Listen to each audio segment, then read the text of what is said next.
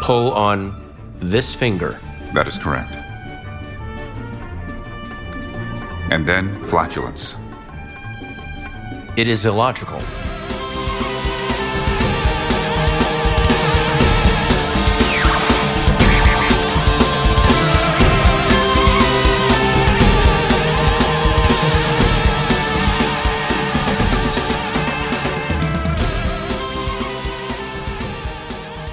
Hey, fun fans, it's We Enjoy. We've got Sean Connery's second James Bond movie, From Russia with Love, to talk about today. We are the Matty Teacher Eric. I am Matt Fowler.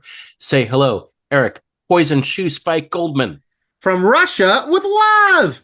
Hi, everybody. Is that if the B-52s sang the theme song to, That's to right. From Russia with Love? From By the way, Russia. we're going to get a new Bond movie from Denis Villeneuve eventually, and B-52s are still active out there, so I'm just throwing it out there that I think they would do a great new version of, let's see, they should first of all, I could hear Fred Schneider screaming Goldfinger, like Goldfinger, From a kill to a die. I don't know what it's going to be called. Yeah, from a time to a kill to a die to a live. Die, dead, die.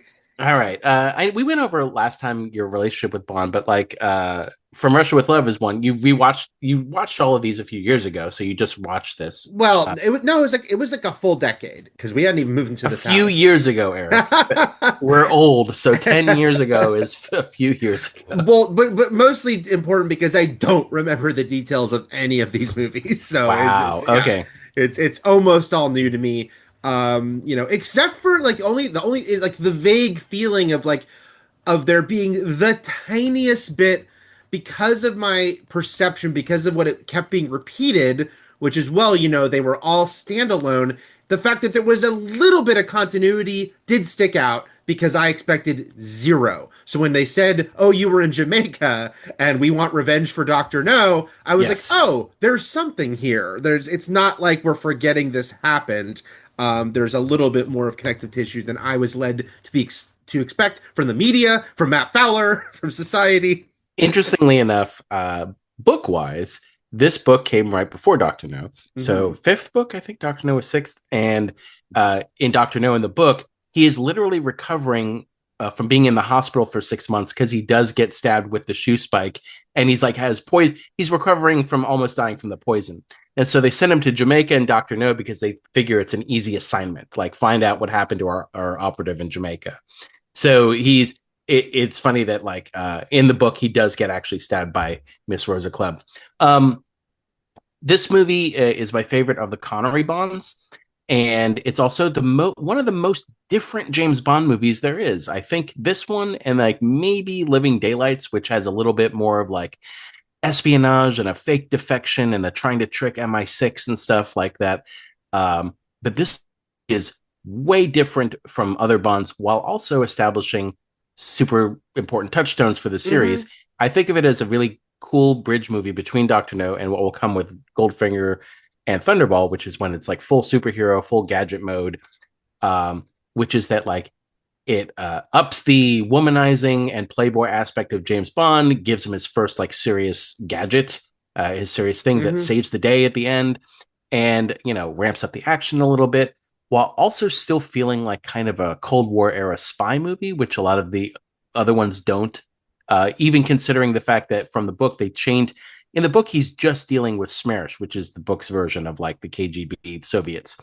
Here, they change it to Spectre for the movie. They literally go all in on Spectre to give us Blofeld, who's not in the book, and to give us this organization. This movie doesn't introduce Bond until 18 minutes into that the was movie. Funny, yeah, that there was such a long time. It fooled me because one thing Dr. No did not have that becomes a touchstone of Bonds that I'm familiar with is the opening action sequence for Bond that's not going to be part of, most of the time. Yeah, the pre-opening title sequence. Yes. So it was funny that Dr. No had no pre-credit sequence and it went into an assassination. So that didn't have that. It's funny that pre-credit sequence just sounds like the movie. Right. But here, because we see Bond, we see him in a tux, I think, for the first time, Sean Connery wearing a full tux. He didn't wear one in Dr. No, did he? No. But It was so all it's it was he was all Caribbean beachwear. right. Yeah. I'm on He vacation. wore a So suit, but not a tux. yes. No. So Oh, it's funny. wait. Maybe he was wearing one when he was playing cards at the Oh, you're right. beginning. Yeah, yeah, yeah. But anyway, we see him, and I'm like, oh, there. This is our first pre-credit mission. But then it's like, no, it's not. It's a fake out. Yes, he's going to be killed because it's not really him. He's wearing a Mission Impossible mask. So it's funny, like what as I'm waiting for certain touchstones to be introduced, and it's almost like, well, they didn't do it yet here, but then they decide later, well, we should maybe now we will. Like we did a fake out Bond opening sequence. Now we're gonna actually do it, because that's gonna. I don't know what movie it enters in, but I know it's coming. It's funny because they doubled the budget for this movie because the first one was a huge hit, and by that we're so used to thinking doubling the budget, 40 to 80 million. No, 1 million to 2 million. But again, back then that's huge. It's a funny dollar amount to listen to. Yeah. Um, but yeah, so we got the pre-opening title sequence. We got the full girls are in the spotlight for the opening Bond like credits. Literally with the boobs in the double O's as the go-go Oh, dancers. I yes. Yeah, I want to talk more and about that in general, but yes, the opening credits. and look, so we got Q. So Desmond Llewellyn steps in as equipment officer Q for the first time, and you could obviously just connect him to the first movie and say that he was Major Boothroyd from the first movie, and that's a different actor. But this dude would go on to be in 17 of the Bond movies, the actor who's been in the most, Yes. because he literally wrapped up in 1999's The World Is Not Enough. Like this is a Yes. crazy run. It was in multiple Pierce Brosnan Bond movies. Yeah, that is pretty insane. Yeah, he went through Moore, Brosnan, Dalton, everyone, Yep. and introduced a predecessor in R with John Cleese, who would go on to not do much because they would shift everything, um, and gave us our first Bond song, though played at the end and not during the opening credits. Played for 2 seconds in an opening scene, but yes, it's not the Both opening played credit. during like gondola boat scenes. Yeah, Yes. and but yeah, this movie is so okay. We don't have to go full into, I mean, maybe we do because this is what we're talking about now, but like the behind the scenes of this movie is incredible, which is, we've talked about this Well, multiple it's times on the podcast. everything that would get it on the internet saying this disaster. This Yes, is today yes. this would be a prejudged disaster because the script was being written day of, it was constantly being rewritten, everything was being reworked in the editing room. The editor, Peter Hunt, who was a mad genius, like was literally trying to assemble this movie while they were shooting. Reshots were done like weeks before the movie was Yeah. released. Again, a release date, the fact that they had a firm release date, and that was meaning they were a rush production and not taking their time. Everything we complain about, I hear people It complain was about today. no Yeah. finished script going in, action sequences that led to many accidents and injuries, including the director Terrence Young, who crashed in a helicopter in the water and then continued shooting with his arm in a sling and all banged up. People caught on fire, like during the testing of the big like fire explosion on the water at the end. It went off during the test, like the testing phase when it wasn't supposed to. Like a lot of things went wrong in this movie, and yet it wound up being one of the best Bond movies. So again, if it's good, it's good. So Right. it's just all the things that would have aimed this movie's in the eye of cyberspace now in 2026 and probably the last 20 years. I don't know if there were. I don't know if there were even articles written about film productions back in this time during such a short turnaround. Hmm. But this was, by all intents and purposes, a quote unquote disaster during production. Hmm. And this was also the part where they're like, "Hey, maybe the idea to do a Bond film a year is going to bite us in the ass a little bit because this is Broccoli and Saltzman being like, we're going to do a Bond movie a year." And they did for what, 4 movies, I think. Hmm. And it also makes sense. We'll talk about it more next week with Goldfinger, why Terrence Young wanted a cut of the box office. Like these are huge hits and they were taking their toll on him, and why someone else directed Goldfinger because they were like, no, you don't get that. Yes, yes. And also, yeah, just when you say you're going to do something this rush and then eventually realize it's not sustainable. I mean, it took Harry Potter, 2 movies to be like, we're not going to make this every year, and they moved a year and a half, which is still pretty fucking quick. Um, yeah, it's funny again. We talk about this a lot, but it's like, yeah, any movie that's made under those, broadly speaking, the circumstances of like, rush production, don't have a finished script, can later be used to either be like, and wow, all the elements came together, that magic alchemy to make a great movie, or if it turns out bad, you say that's why it was bad, because you're never going to see this movie, which is often listed as one of the best Bond movies, and someone say, I can't list it as one of the best Bond movies. It had a very troubled production. Yeah, No, it's exactly. like they were It rushing changed my this view of thing. the entire finished product. Right. Yeah, this movie, not only does Bond not show up for 18 minutes, we meet the Bond girl first. Like Yeah. that's an And there's only again, one, as we talked about last week. The formula will become, and Doctor No had. That's what it's actually very funny to see things that Doctor No had. This movie adds things, but there were things that Doctor No that they would go back to, and the two that jump out at me are saying Bond James Bond because he never does in this movie, including when he could at the hotel, and the although two I love when he says my friends call me James Bond. It's like that sounds like something like it sounds like something Brick from Anchorman would say. It sounds like an idiot. but my enemies call me Stinky. Yeah.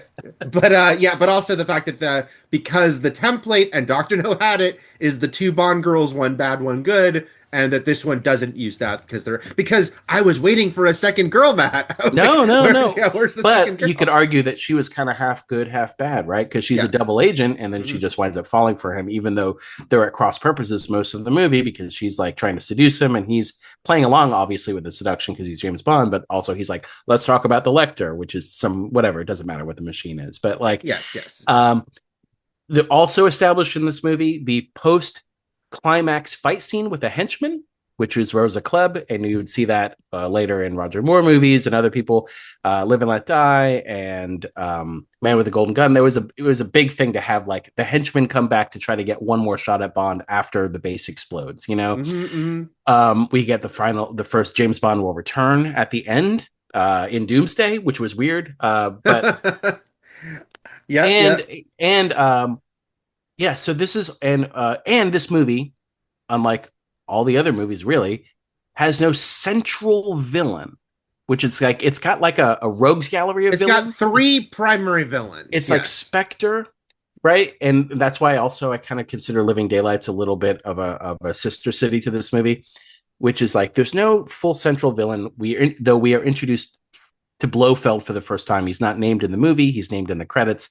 He's literally his hands are played by the actor who played Dent in Doctor No, and he's dubbed over by another actor.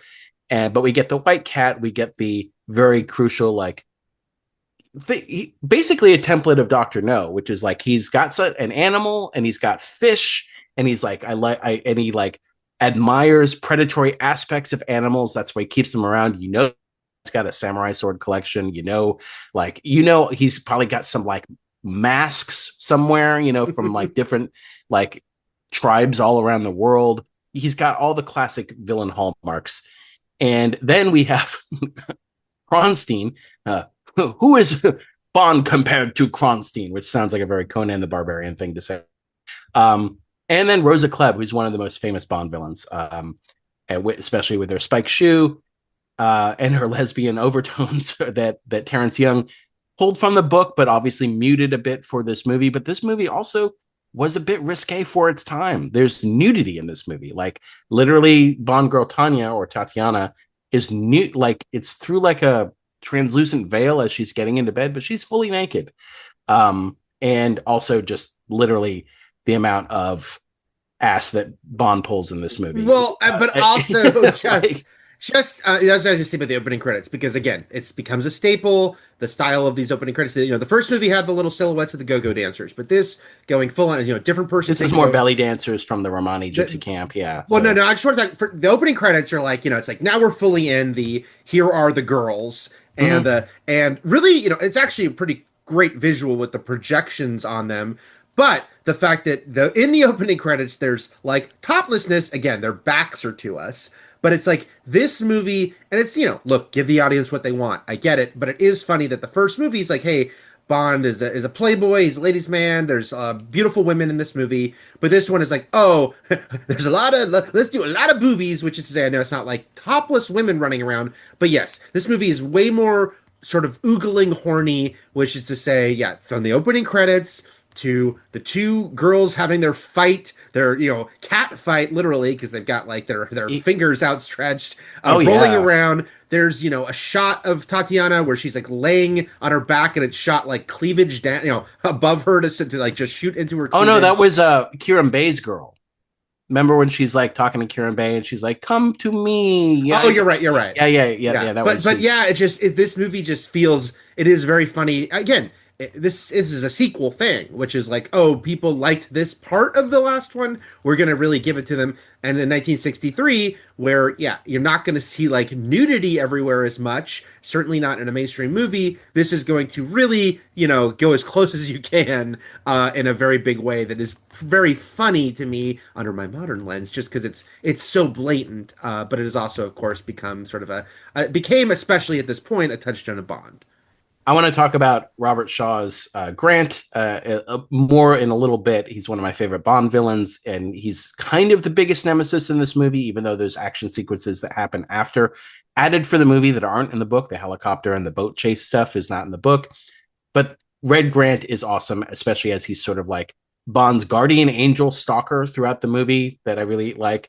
But I wanted to ask you, as a huge G.I. Joe fan, Eric, what did you think of Spectre Island, like as a concept? Like just as far as like this is their training facility, and it I almost mean, feels Naked Gun like it's as they're going so through it. And no, this like, no, it's so funny how they have here's the martial arts guys, here's the gun guys, here's the flamethrower guys. Like what I mean, I loved it because it's so silly and fun.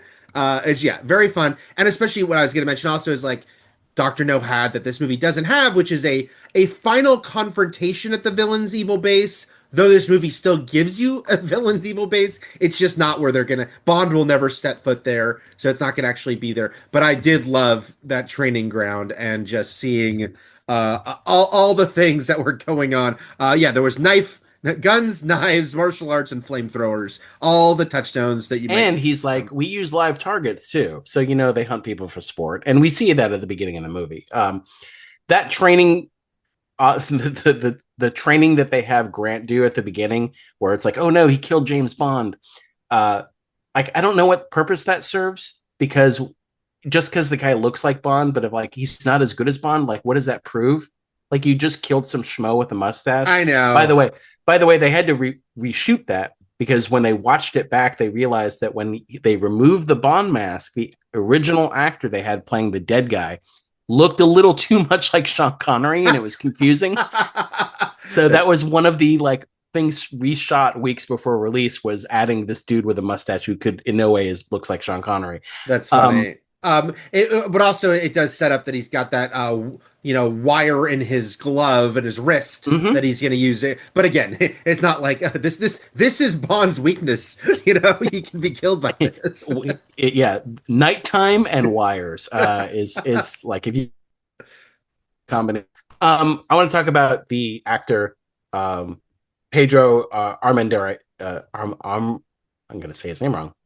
Armendariz. What if I try it 10 times, Eric? Anyway, adding to the turmoil behind the scenes was the fact that Armendariz was dying. He was diagnosed with terminal cancer during production of this movie, and he played Kieran Bay, a huge part of this movie, like Bond's second like contact on the ground. Again, established in the first movie with Coral as the local either operative or just helpful person who is usually a member, like part of that culture. Like so, here he's Turkish, who winds up dying, and that's another staple that Bond movies use. But he actually died. Like Mhm. he was determined to finish the movie. Like John Ford recommended this actor, and Terrence Young took him on, and he's great in the movie. He's a huge part of the movie. He even gets a big kill when he uses Bond's shoulder with the sniper rifle, killing the Mhm. Bulgarian operative out of the movie poster mouth, which was really cool. Um, but like he had to be propped up, like at the end of it, like during his final scenes of shooting, because he couldn't stand. Like someone was behind him, holding him up almost, because he was dying, and it's just a huge tragedy. Though a fun little Easter egg going forward is that his son Pedro Jr. is actually in License to Kill, So he was in his son get to be in a Bond movie decades later. But anyway, I saw he's a that Coral Junior's in a later Bond movie too. is he So really? yeah, I think maybe one of the Daltons. Yeah, I was, Oh, they all came back for the Daltons. Interesting. I need to yes. find that out. Oh man, now I need to. I really want to go look this up. While you say something, Eric. I really want to look I will this up. say that this is a story that's wow, it's he this guy, this actor was, everyone knew he was dying making this movie, and that like you Matt was mentioning, like having to move up, they had to move up his scenes. They had to shoot around him. There's body doubles used to finish his stuff. I will also say that while the actual events here are very sad but also poignant as far as his determination to finish it, because Wikipedia is user generated and everyone who puts that stuff in and they're doing their own time with no money, so kudos to them, but they might not have the best like writing prowess. It still reads as darkly funny to me because I was just reading this information for the first time when they said, though visibly in pain, he continued working as long as possible. When he could no longer work, he returned home and killed himself. Just because of how blunt it is. Like, I'm like, Jesus. Like, it sounds like he announced to the set, like, all right, can't work anymore. And went home and Yeah. killed himself. And what is actually sounds like a very emotional, poignant thing, to work, do your craft until the end of your days. Maybe one day I'll go to Wikipedia and rework that a little bit. Um, Um, Yes, as, that's it, it's like this, we're talking about like the accidents on set and the script being rewritten, but this is when literally they're almost like burying the lead here, which is like this is the biggest tragedy of the movie. mhm. Though he completed his assignment and he's great in the movie and he's a big cool Bond character. And but yeah, it's just sad that it turned out the way it did. And it doesn't cast like a super big shadow on the movie, but it's still pretty awesome. Not awesome, but Awesome. anyway, Jeez. it's well in that I am in awe of it. I also, well, here's another awesome fact that From Russia with Love was one of JFK's favorite books, and it was the last movie he saw at the White House before going to Dallas to be assassinated. So, Yes, and one of the reasons they chose to do this movie second is when they realized that it was on, like, he released his top 10 books of the year and Live and Let Die was on it. And so sorry, I was just looking up Coral Jr. and Live and Let Die. So he's in okay. Roger Moore's first movie. Uh, That was on the brain. So From Russia with Love was on JFK's favorite books list, and like, we should do this next. And that's why they did this, even though they're like, we need to figure out the script, and we haven't. So this is where Young and editor, let's see, what's his name, Peter Hunt, were really trying to reshape the movie. And a lot of the stuff that we saw, and maybe one of the reasons why James Bond like basically doesn't appear for almost 20 minutes in the movie, is because Hunt was like, he moved the chess scene first. Then he moved the Blofeld scene with Rosa Klebb first, because originally her scene with Tanya was before that. And to reshoot some of the stuff for Blofeld, where basically the Spectre explains their evil plot, they're like, we should just explain it right away. They brought the actress who plays Klebb back and shot her in front of a projection screen to make it look like Blofeld's lair when they did reshoots, because they had already shot that scene and they needed her reactions and more things for her to say. And so it's you don't notice it because of the difference in focus, so it just looks like yeah, an it's out funny of focus because background. obviously Yeah. there's plenty of times, like in Doctor No, where you notice rear projection, but I did not notice it in that part. That's funny. So they reworked all of that stuff to like give us the villains first. Hmm. Again, very different Bond here before and for them to say, well, the MI6 will know this is a trap, but they won't be able to resist themselves. Then we go to MI6 and Bond, and they're like, this is a trap, but we can't resist ourselves. So it's sort of like they wanted to make it easier for the audience, but it also, I think, worked really well, giving us these villains who, again, this movie has no central villain. Not going to like wait halfway through the movie to reveal the central villain like in Doctor No. It's just telling you these are the bad guys and this is what they're planning, right? And so you know all of them, and they become sort of important throughout the movie. Even the character on Spectre Island, uh, played by let's see, so the guy who's like showing Klebb around when it's like, oh, Grant is one of our best assassins, is Walter Gotel, who plays Morzeni, and he's almost the final villain in this movie before Club, because he's the one leading the boat chase. Mhm. But he's also the guy who's doing the training on Spectre Island. But he is important because he goes on to become um, General Gogol in all of the Roger Moore movies. Huh. He's a different character throughout the Moore series as basically the head of the KGB in those movies. So he got his start here in From Russia with Love, playing a Spectre operative. He also his eyes almost burned out of his face during this fire stunt. Wow. Everything was bad. Anyway, Jeez. but yeah. But let's talk about Red Grant, Donald Grant, played by Robert Shaw.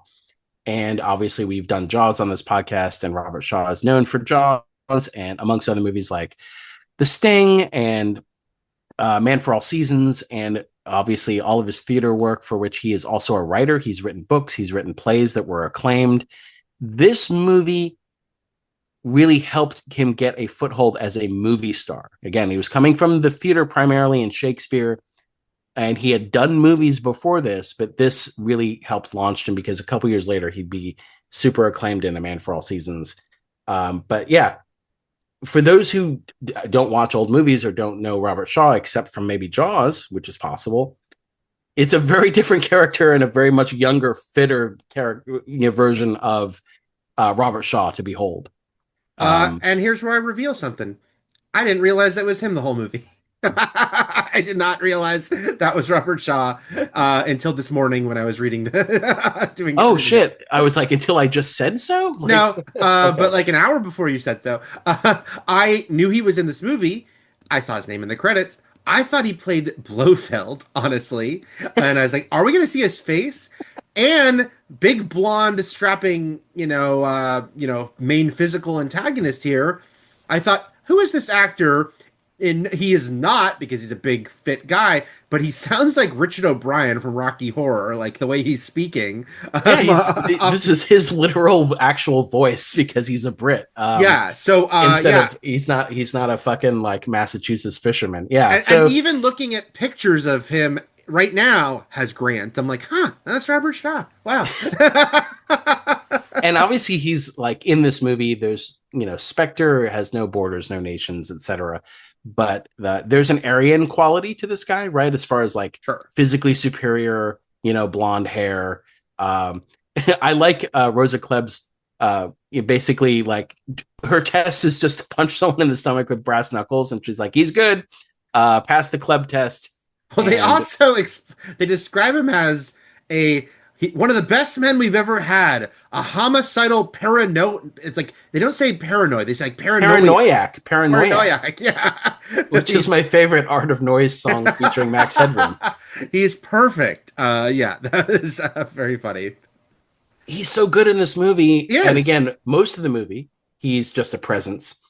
But when he flips that switch and he kills Nash and takes over as the Section Y contact and like just becomes him, and you hear his voice, his like proper voice, he's so good. And then of course when he the screw turns and he like reveals himself, and then like his showdown with Bond and like is slapping him and talking about how he's going to torture him, and he's just really good and menacing. And the fight is great. Like they really went all out, the stunt people and both actors too combined, and they really worked hard in the editing room on that, to make it a really intense fight for its era. Obviously now we just watched John Wick movies and The Raid and stuff like that, but like back then this was a really impressive fight sequence. It still is. I mean, no, it is, and it's a huge. I mean, again, you really see the jump from Doctor No, because the final fight in Doctor No, which is Bond versus Doctor No, is very short and kind of ends in a silly way, and that Doctor No kind of just goes down into that water. But this is a much more prolonged fight, and again, yes, it's not going to be as choreographed or his like cool moves as today, but it still plays as something more intense, more brutal. And then the action scenes in general in this movie, the one that happens that interrupts our girl fight, the cat fight, is really fun with like the camp fight. The camp fight when is really Bond good. is going around and like stealing kills like fucking Moon Knight or Spider-Man Yeah. and Marvel Rivals. Like he's just like he just steps in and like releases a switch that makes a flaming like wagon roll on people or just shoots people. Yeah, it's very impressive. Like that whole set set piece, Mm-hmm. which and this movie also. So what I like about it is that Bond people like to, Bond fails a few times here, which is to say like Grant does fool him, And and Grant, he and to Grant's credit as a good villain, I really like that when Bond is like, and Grant are looking at like sort of the map, and Bond's reaching for his weapon, and Grant notices and just knocks him out. Like he just, yeah, it's like, Bond is not treated yet as just like untouchable, and Grant is treated as a good villain that can actually get the one up on him. the Grant part here reminds me of the other risque part of this movie, is the literally Spectre's going to film Bond having sex and And like have a those full sex guys tape. on the other side of the glass are so close. Like I'm just like imagining how close they were watching these two people have sex. Can we talk about the voyeur aspects too of Moneypenny?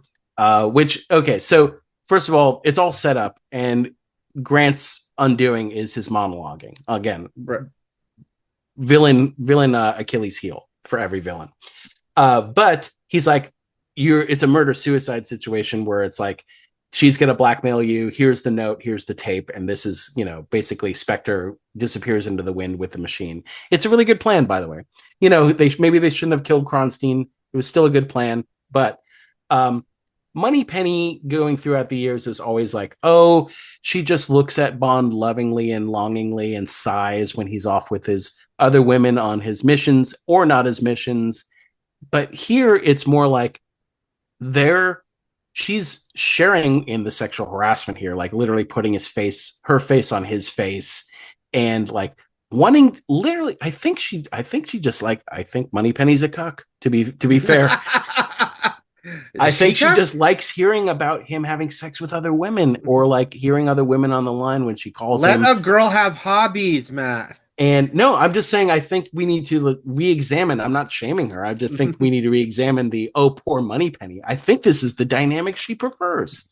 Of course, the Lois Maxwell version of Moneypenny, not the newer versions. But Lois Maxwell, by the way, who I'm listening to her and go, wait, was she American? Now, it turns out Lois Maxwell was Canadian, but it is funny to think she's not really doing a British accent. So I was like, oh, this is funny that one of these, like, a movie series that's so British about such British character, and then the Moneypenny's talking to him, and I'm like, huh, wait a second. I don't actually hear a British accent. I think she was speaking in kind of a, heightened, fancy way of speaking, but you can hear that she's a Canadian underneath. by the way, I'm in the midst of a terrible allergy attack. So if my words are stumbling or my voice sounds different, that's why. I just want to give a little caveat there. I was going to mention vomit all over my computer. Go ahead. Oh yeah, just that you were talking about we were talking about the fight at the camp, which is really cool. It's a cool set piece. Bond is walking around, yeah, killing a bunch of people. I love the guy who goes, "Thank you," and then is told that Bond is now that guy's son. That was very funny. Oh, when he saves the chief, and then the chief gives him two women to sleep with. Yeah, he does. Yeah. So here's the thing: that he's in the they go and hide out there because somebody's trying to kill Kiran Bey. It's really all Spectre just playing the Soviets and the British against each other, or the Soviets and MI6 or whatever, right? They're taking advantage of the Cold War. They're making Grant's doing all the killing, or they're hiring Bulgarians to do it to make it seem like the Russians. They hide out at the camp. They arrive just in time to see what's supposed to be a fight to the death that Bond is supposed to have. Basically, the Starfleet no interference clause, which is like the prime directive, like, you do not say anything or do anything. You're just going to watch these women like gouge each other's eyes out. Mm-hmm. But that gets interrupted. And then the chief, because he saved his life, says, you get to decide. So you get to decide, A, which one lives and which one dies. B, which one gets to be with the man that they both love, because that's why they're fighting. They're in love with the same man or something, right? Or C, what? What does he decide? Like, because again, he makes no decision the morning after. So I guess they still have to fight to death the next night. I don't know, because he said decide, they're both yours. So I thought it was like decide which one you want to sleep with, and then Bond it just says might take some time because he's going to bang them both. But I don't know. It's a complicated dynamic. Ultimately, he doesn't make a choice. Is my point. He does not decide. Right, And right. so that is something I would like to be explored in the next Jacob Elordi movie. um, and then we, yeah. I was gonna say the camp fight and the final battle on the water is It's funny. I even though I'd read it was trouble production, I didn't read some of the specifics you were saying, Matt, because this movie has a lot of cool fire imagery and fire stunts. So then it's like darkly ironic that there was an accident involving it, but yeah, between the fire that's breaking out during the camp fight and then the end with the explosions on the water. There's a lot of there is a stuntman. We talked about the thing from Another World at the time. I think had the longest burn for a guy. This is a few years later, and they've got someone on fire. Very impressive. And again, nothing's ever a simplistic one to one. And as we've mentioned, when we call out like, oh, we don't like the CGI, it's usually because if the CGI isn't 100% great, it's distracting. But there's so much CGI that is great, and we don't even notice, and it looks awesome. However, it is funny. You watch a movie like this, and again, there is something about knowing they just blew shit up, and it wasn't always safe. But No, not safe at all. Yeah. watching this shit happen, and even the part. There's a part early on. I forget. I have it in my notes, but now I can't remember when. Remember when Bond walks into like the lobby of that place, and it blows up. There's like an explosion like in camera where oh yeah, it's Oh a yeah, funny when he's Russian, like, "What time is that clock correct?" Russian Yeah, and they clocks are just always correct. And then there's boom. yeah, Yeah. and you see it happens live in camera. All the actors have to react to this not biggest explosion ever, but that this is really actually happening, and they blew shit up on set, including Sean Connery. Yeah, there's something very visceral about it that is effective. There is a specific music that started in this movie. The From Russia with No Theme, not the James Bond fanfare theme from John Barry, but like the dun dun dun dun dun dun dun dun dun dun dun. Like it's very famous. It's used in Yeah. a lot of big action parts of this movie. It's really cool, but I still want to call out because we talked about it in Doctor No, how much that really triumphant James Bond theme plays when he's walking around a hotel room. I put the same notes when he's going into the hotel. It's very funny that Well, it's first like it's like he's going around the room checking for bugs the first time, and it's just that James Bond theme. It's then crazy. he goes up the elevator. He tips the bellboy. It's like it's funny. It's funny for a couple reasons. It's funny because the later movies will back off on the theme. Like I mean, they still use it, but they kind of choose their moments. And here's the opposite. It's just like here's Bond's daily life. It happens again when he returns to the hotel, like opens the door. Da-na, da-na, da-na. I'm like, Jesus. Also, I think so. This is another aspect of like the two fighting women at the camp were beauty pageant, either winners or runner ups or just part of the beauty pageant world, as was Daniela Bianchi.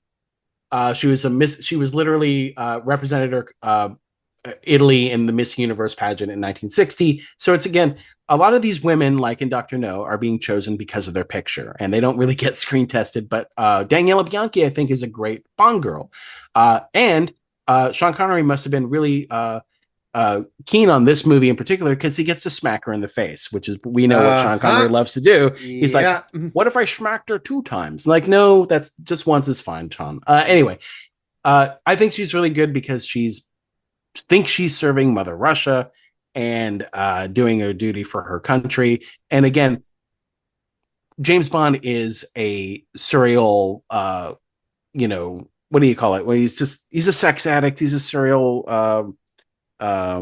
Again, this is my allergies fogging my brain. Sure, What do I say? He just sleeps with a lot of women. How about that? Sure. Uh, He's a man whore. Now, again, agents are supposed to use any of their weapons at their disposal, which means he does have to sleep with different operatives. I like that Skyfall even called out the fact that Bond may have had to do that with men too. Like there's that one little scene where Craig mentions that.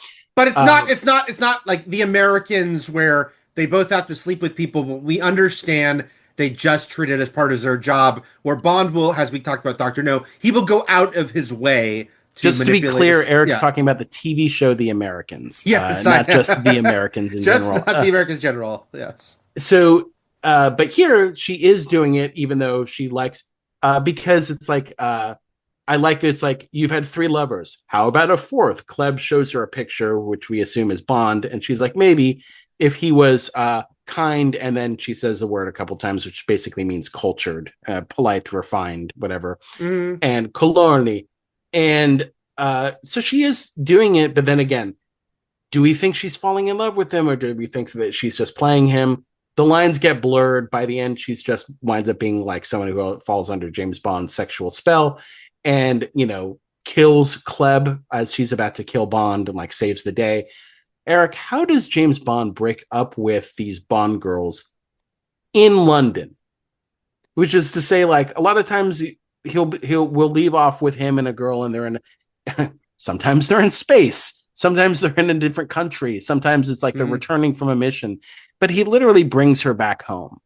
And so I've always wondered how it's like once they're in his hometown where he lives, how he goes and like Right, right. Yeah. I obviously it's way easier to ghost people back before you can Well, readily reach them. He we didn't. would have gotten our answer probably if they had used the first script for The Spy Who Loved Me, which was going to have Tanya return as the main female character in that movie. Spy Who Loved Me is a great film. Yeah, but the first scripts for that, she was in it. So I guess they probably would have had some. They would have had to do some Mission Impossible Julia dialogue about what happened here exactly. Sylvia Trench appears at the beginning of this movie, and we get the first of. I feel like a few movies have used this, which is like I have to report in an hour, or better make that an hour and a half, or better Sure. make that two. Oh yeah, 100%. Yeah. That's happened. Like that's Living Daylights too.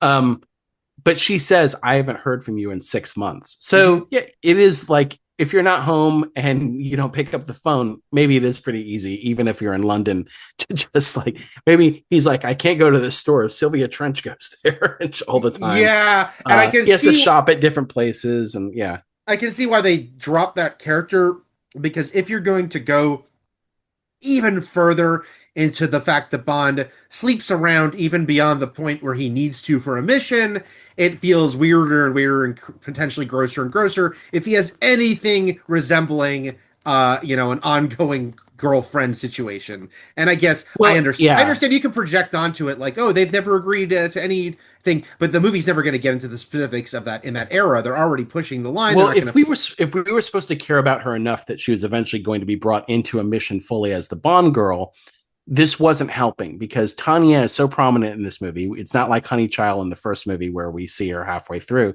She's throughout. She's a huge part of the movie and the plot, and it makes it weirder. Even if Bond, who we assume didn't fall in love with Tatiana, right? She's fell in love with him. So Yeah. it still makes it weird if they kept Sylvia around, where it's like all these women keep falling. I make all these women fall in love with me, but I always return home to you, Sylvia. Right, And he right. also doesn't seem to care about her that much. That's the other part of it, which is like he doesn't. He really doesn't seem to like. He seems like he does like Tatiana a lot more than her, even though he hit her in the face. But yeah, so Yeah, this movie, because I enjoyed this movie quite a bit, and obviously, I'm not mad that this is slower paced than our modern movies. That's just this the era it was made. The movies were slower paced, and obviously, it's funny to look back on stuff like we're joking about the fact that the Bond theme will play over very mundane tasks. I do think the movie slows down a little more, and maybe could have been improved a little more with when they get on the train. There's just like a little period where I feel like, and maybe it's because that's probably the part that's supposed to sell the love story the most, and maybe because it's only coming from her. Yeah, I like it, that part loses me a little bit when they're like, when she's showing him like, she's gonna wear this gown he got and all that stuff. how could she not fall in love with him when she says, "Will you make love to me in London?" He's like, "Yeah, yeah, yeah, every day and every night." There's a moment where Bond, when they're watching the girls fight at the camp before all hell breaks loose, there is a funny shot of Bond with like a shit-eating grin on his face that seems very out of character, but just seems like Connery enjoying what was happening on set. Like he's like, got like this Yeah, big smile that because he plays it so stoic that I'm like, oh, this is a different you side of get the things. sense, obviously, not just from the era, and from the people involved, like Sean Connery and Terrence Young, um, and the fact that they just literally cast these women based on their swimsuit pictures. That this was a very handsy Mad Men style set, and especially like when Daniela Bianchi's talking about like the scene where she had to film walking to the bed naked, she's like, oh, and we had to do it multiple times, because Sean Connery, was playing around a lot, Mm. so there's a few times, and a lot of these interviews are old, they're not like modern interviews, so they're like not like fully me tooing a lot of stuff, but you get the idea that there would be a lot of salacious and upsetting stories to tell, perhaps, from a lot of these movies, or movies of the Unfortunately. era anyway. But Sure. I want to talk about the briefcase here, which is like his first gadget, but it's like, I don't know, six gadgets in one, and he uses all of them because it's Right, got the because compactables. Yeah. it's the bathroom buddy. Yeah, because Yeah. even if you wanted to assume that was Q in the first movie, all he does is give him a better gun. Oh, let's Whereas talk like, about the gun, because Kieran Bay, he uses a Walther PPK. mhm. And so does Nash when he opens the briefcase, when, checking to see if Grant is on the up and up. There's a Walther in there. So it clearly became an MI6 issued weapon, and that Bond was resisting, or the new M was just trying to roll out, because even he was like, on my watch, there's been a 40% drop in fatalities and at double O. So, he's not, hasn't always been M. Though I do want to know about whatever orgy he and Bond were at that he's like, oh, he had some interesting times, M and I, and he clicks off the recording. Oh, is that what he says in Tokyo? Yeah, Yeah, yeah. yeah, that was actually pretty funny. Yeah. But the briefcase, he uses all of it. So there's the knife, there's even the gold, the gold coins, the compact, easily to assemble sniper rifle, and the, of course, tear gas booby trap. Now, Q mentions it's standard issue, and I should mention that um, when Peter Hunt, actually the editor, did a sort of a gag version of this scene, he's like, "Oh, I got to show you what I put together," and he called director Terrence Young in, and it's the scene where Bond is trying it. He's like, Q demonstrates it, Bond then tries it, and he inserted a giant explosion afterwards, like it just is a gag to show the director. Anyway, it went over very well. But it took me a few watches in this movie to realize that the briefcase Grant opens and explodes in his face was Nash's, because it's standard issue. Now he's like, I've got money for you. It's in here. Gives him the money from his case. Yes. But then he's like, what's in here? Because when Bond actually opens that case, you see that he turns it to the side and opens it in Nash's case. So it's actually Nash's case that blows up in his face, and not Bond's own gadget. I thought that was interesting. Because Nash's case blows up in your face. Anyway. That was the Anna Nicole Smith movie, right? Eric is referencing the Carl's Jr. ads. I'm not. I'm referencing, although I understand why you thought of that. I'm referencing the trailer for the Anna Nicole Smith action movie Skyscraper, which played at the beginning of the Professional VHS tape, and had the tagline, and it was a Die Hard ripoff, called Skyscraper, not the Rock's movie Skyscraper, but it was Anna Nicole Smith. Yes, And yes, but Carl's Jr. still had, if it doesn't get all over the place, it doesn't belong in your face. It's yes, just sans Anna Nicole Smith. but that was later. This Okay. was the tagline was, as we see Anna Nicole Smith or her stunt double punching and kicking people, and it said, "Because a woman's place is in your face." And then Anna Nicole Smith Skyscraper. That is what I was referencing. Why didn't they use that tagline for this movie? They could have. They should have. I do want to mention Kleb, who I wrote over and over in my notes as Clem, because that's what I was hearing. Yeah.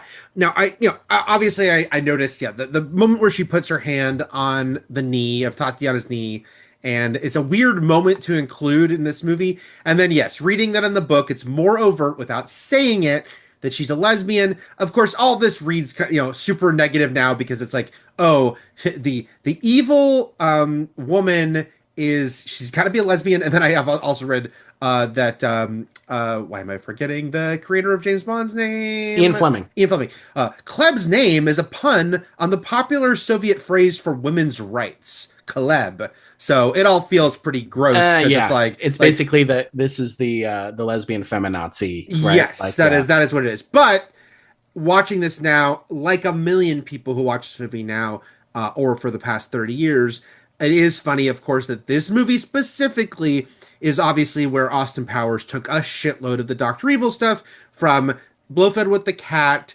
to Fra Fra Busna is clearly based on Kleb, Yep, absolutely. Yeah. killing the Will Ferrell's henchman, like you failed me, and killing him in front of the other people. Yeah. So that it is funny to see that this movie specifically. Now, obviously, other Bond movies will continue this, including The Cat, but this is where it comes from, which would become a hit trilogy of comedies that, again, for a lot of people, they didn't even have the direct frame of reference of. It didn't matter. It was still funny to people. Kleb's Coke bottle glasses are awesome though. And I think that would be a fun Halloween costume because all you need to do, even if you're just dressed up like Kleb and nobody knows who you are, if you wore those glasses, Bond fans would know because that's funny. Also, the fact that Frau and Alison Powers is based on her means that she is the direct line to one of my favorite little comedy movie exchanges, which is her just going, "Remember when we froze your semen?" and him going, "Oh, sure." Which, we used to play that movie so much when I worked at Virgin Megastore, and that was the part that made me laugh a lot. So there you go. I also want to call out the fact that when Eric mentioned the bathroom buddy, he was making a reference to the movie Gremlins. Sometimes I feel like we need like pop-up video for I'm always afraid that like no, it's true. I know our listeners are we're old like us, but like man, God forbid anyone from Gen Z. No, but we go pretty deep on it, and at a certain point, now I'll even explain this. At a certain point, we sound like Dennis Miller here, which is to say Dennis Miller, who's really kind of off the radar. Now. Dennis Miller before you knew he was a nut-wing conservative? Yes. Yeah, so. But because when Dennis Miller was SNL's Weekend Update guy, he was known for making obscure references for like and sub references. Yes, his analogies would be like ones that we would go over a lot of people's heads, and that was kind of the bit, was that he would say these things. What else here? I'll mention just behind the scenes. It's just interesting, and it's cool and interesting both of the era when you didn't see it as much, but it's also kind of interesting in context of this movie series and how it has a complicated history with its treatment of women. That I thought it was cool that Joanna Harwood, screenwriter, was one of the screenwriters on the first 3 Bond movies. So there was actually someone creatively involved, and she didn't even go by Joanna Harwood, though, did she? No, didn't she go by J.M. Harwood? Yeah, you couldn't say Joanna. So yeah, exactly. Ironically, J.K. Rowling, same first name, would also use this initials for the same reason. But yes, so I thought that was cool. Even though this movie, as we've mentioned, is again classic modern Hollywood, which is to say a shitload of screenwriters worked on this movie, only some of whom are credited because it was being rewritten over and over again, including like day of filming scenes. Yeah. I want to mention one of the final things I mentioned is that it was, a decision was made in the editing room, and obviously Terrence Young liked it to start the movie, not the pre-title part, but like start the movie with Kronstein winning this chess tournament. And apparently the move he uses was some famous actual chess move, and very hyper specific the way that Terrence Young is. But that set costs like almost $200,000, and it's amusing to me as some grand tournament hall for chess is done up so like amazingly, like with the chess on the floor, and the ceiling is actually, again, effects of the time, looks great for the wide shots. The ceiling is a matte painting. Oh, that's cool. Like it's an insert. So things just sometimes look better when things were harder to do and to actually took sort of craftsmanship and care and weren't just CGI slop a lot. It's funny because in this movie, like I mentioned, there are still the funny moments of rear projection that are besides driving in the car, that are sometimes obviously like not having Connery, though he is close to some explosions, not close to them all. So it's funny at the end where the helicopter fall, there's big explosions, the helicopter blows up, the helicopter keeps kind of having explosion upon explosion, and there's one shot of Bond and Tatiana that's a rear projection, like when it has its final explosion behind them, because obviously it's like, well, we're recreating or we're adding to this sequence, but the rest of it just looks like fucking them blowing up a helicopter because that's what they did. I don't know. It depends on the project, depends on how much I like it, as to be like how forgiving I am with rear projection or nowadays green screen, because I love Pluribus. there are some green screen shots there that Yeah. are like that is super green screen, but I don't care, like because I love it, again, it does not ruin anything. It's just like, oh yeah, that's green screen. I guess they couldn't do it for real. Like whatever, I don't care. Um, Yes, one of yes. a pet peeve I have in a lot of action movies is when there's one henchman and then the head villain kills that henchman. Here, I like it because there's two other henchmen still to take Kronstein's place. And also Kronstein wasn't like a field agent, right? So it like even hard boiled. Remember Mad Dog Mm-hmm. and Hard Boiled? And then he gets killed by Johnny the villain. And it's like, oh, he was having such cool fight scenes with our heroes. And then he just gets killed by the villain, and it's sort of kind of deflating. Bob the Goon isn't the same because he's Bob the Goon, but like, who knows how he would have fared against Batman? Maybe he could have taken Batman down. I don't know. We'll never know because Joker shot him. Anyway, Well, it's funny because Kreb is number three. Again, Austin Powers would be a big running joke with number two. But yeah, it's funny because we have number five. So the implication is that he's got plenty of other people. Yeah, like you're saying, that if he takes one out, don't worry, there's more well, for the him. joke is that number two is the cat. So Is that what it's supposed to be? no, that's I'm just thinking that would be really funny. Oh. He's like obviously, Mr. You know Bigglesworth the is number two. hierarchy. You know the hierarchy here. Yeah, Yeah, that beginning.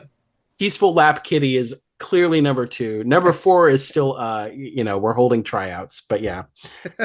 The chess sequence I also like. I like it for a couple reasons. One is that the glass with "you were required at once" and Spectre gets its cool little logo. Got to Mhm. give your villains a logo. This is by the way.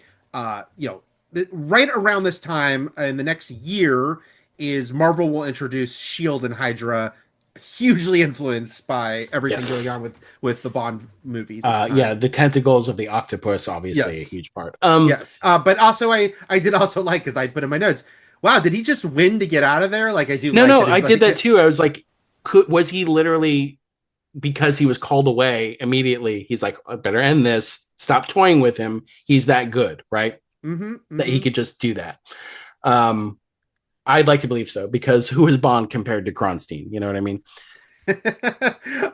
Yes. What is grief? Who is Bond compared to Kronstein? It Um, was interesting to read that the book they felt like they were toning down some of the Cold War stuff by especially by making so Smersh, which is a funny name but is a real thing, was a real Russian organization. Smersh. Yes. Smersh, which sounds like Smash when they're saying it in the movie.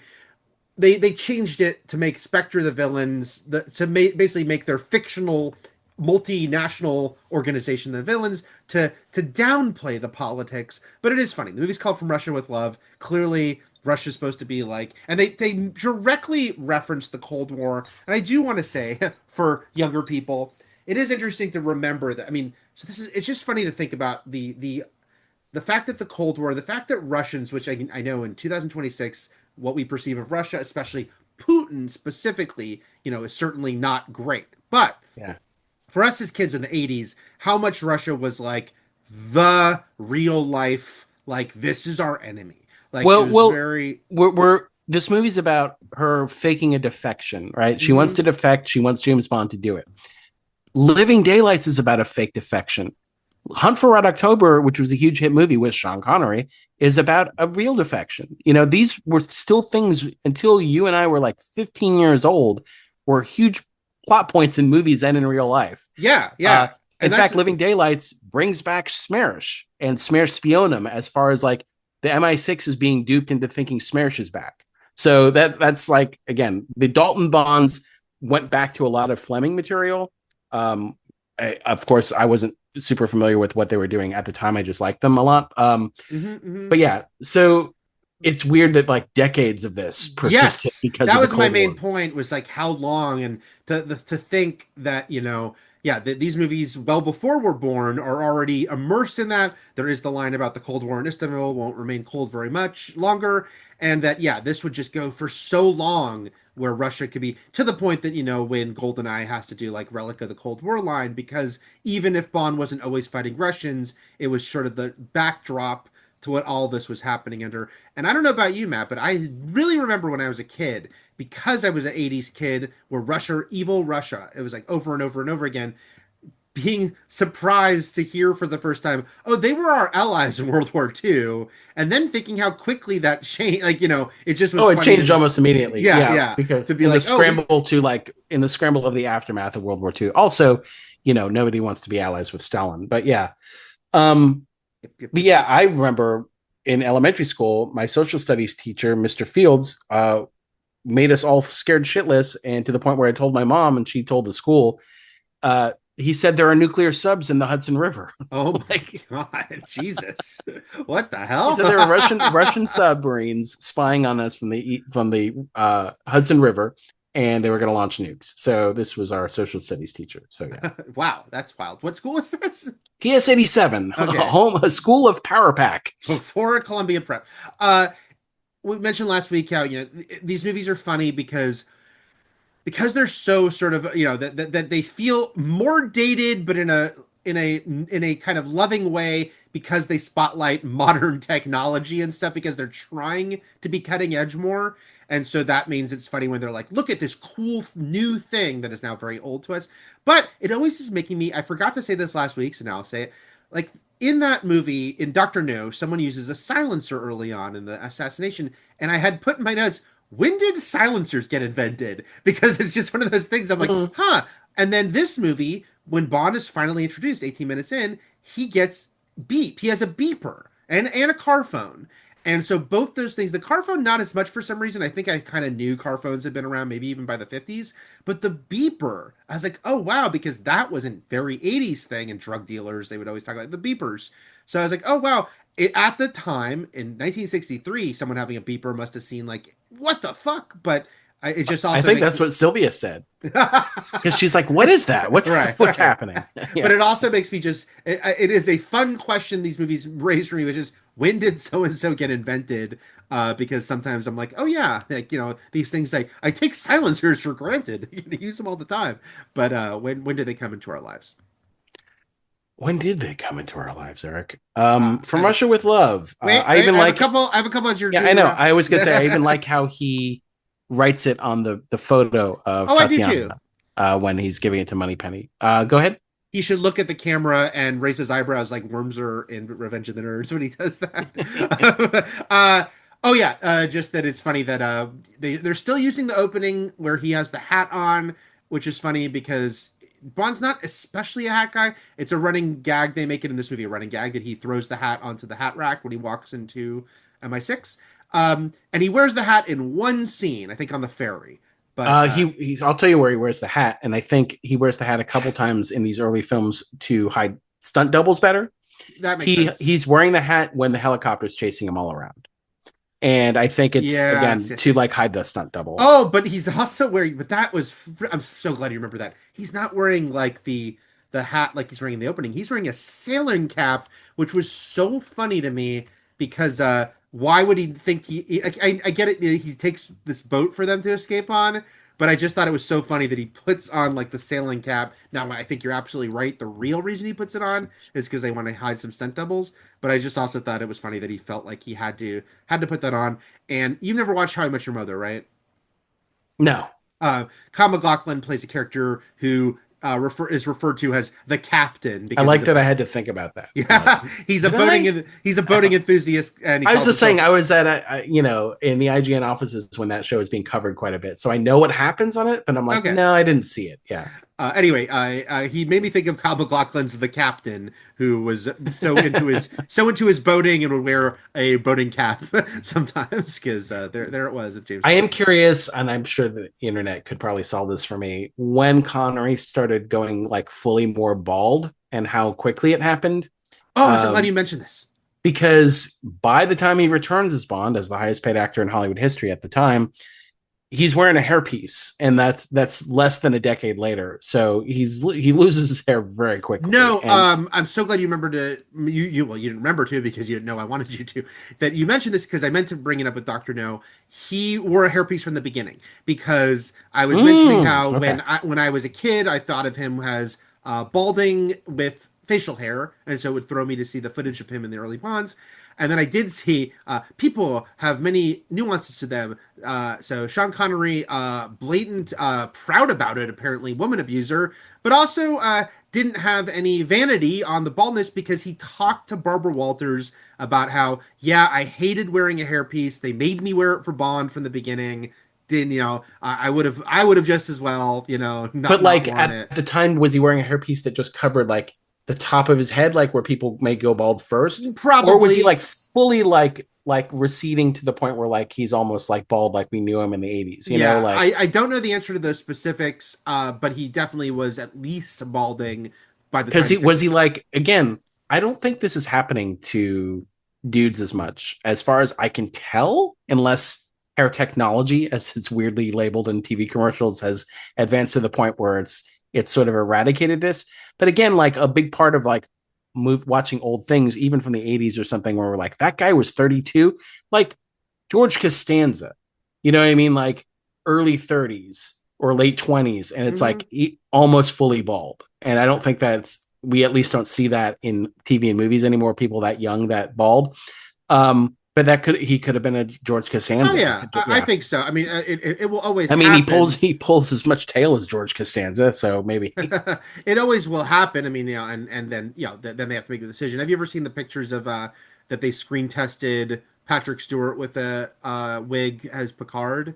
Because that was a No, I need to see this now. Yeah, because that was a big debate. That was a thing with Paramount and whatnot. Is like, okay, we love this actor, but he's already bald. And again, he wasn't as old as we think he was at the time. But he He bald. began losing his hair at 17 and was Yeah, bald by 19, Eric. That I yeah. feel like that's first of all, this is what AI is telling me, so I don't know if that's true. But Business Insider says it's true too, so whatever.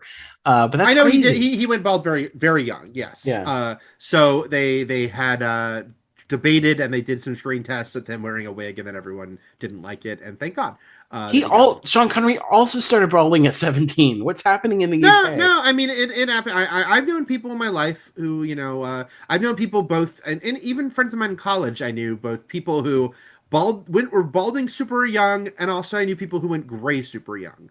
And you're And still friends with them? yes, I'm still friends with Even them. though they're bald? And gray, yes, You're very brave. yeah, Okay. very, very, very. But yes, Connery wore a wig every single time he played James Bond from the very beginning. That's awesome. Yeah. I was unaware of that because the hair looks really fucking And good. no, it So does. It does. And, it's funny because again, I have wig baldness, wig blindness. No, I'm really wig baldness or extra. wig Yeah. baldness sounds like my burlesque name. This Okay. is a thing where not to gender stereotype about people having more savvy eyes, but this is something that I feel often like female viewers are more savvy on. Just even listening to podcasts and things, and I know it comes up on how did this get made and stuff. Is like, oh, obvious wig, obvious wig, Or obvious like wig. June will know it's a wig and the other two Yes. won't. And Okay. I'm like, Yeah. I didn't, and so, but I do, again, my eyes, Connery's wearing a good hairpiece in all these movies. It is to me too. Yeah, Yep. because I didn't know because I was like, where's the switch? Where's the turn? Where's the prestige? You know what I mean? Okay, now I'll say From Russia with Love, my favorite Connery Bond, and it's not to take anything away from the next two, which are really cool and strong, and like obviously are almost sort of like the platonic bonds. Like when people think back to 60s bonds, we're going to talk about these in the next two movies. But yeah, From Russia with Love, also again the most differently structured and bond and paced and plotted bond that you'll probably wind up seeing, especially on in this run for sure. Everything else starts falling into more of a blueprint pattern after this, and this Hmm. one is this one really played around because of the behind the scenes and the script not being ready and all that stuff. But again, it produced an excellent Bond.